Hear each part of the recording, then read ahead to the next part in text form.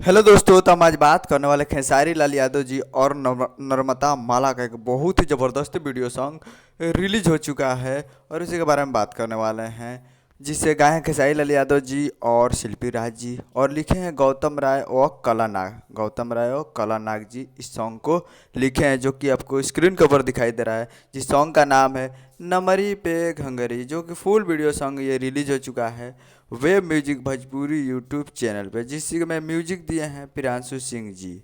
तो आप लोग इसे जाकर देख सकते हैं web music Bhojpuri YouTube channel पे फुल वीडियो सॉन्ग में।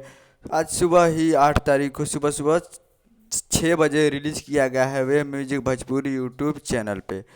तो आप लोग जाकर इसे देख सकते हैं, फुल वीडियो सॉन्ग में है। तो जाइए और प्यार दीजिए। उम्मीद कर रहा हूँ वीडियो अच्छा लगा तो चैनल को सब्सक्राइब करके बेल आइकन प्रेस कर दिए, ताकि ऐसे ही खेसारी लाल यादव जी के लेटेस्ट न्यूज लाते रहें। और वीडियो को एक लाइक कर दीजिए।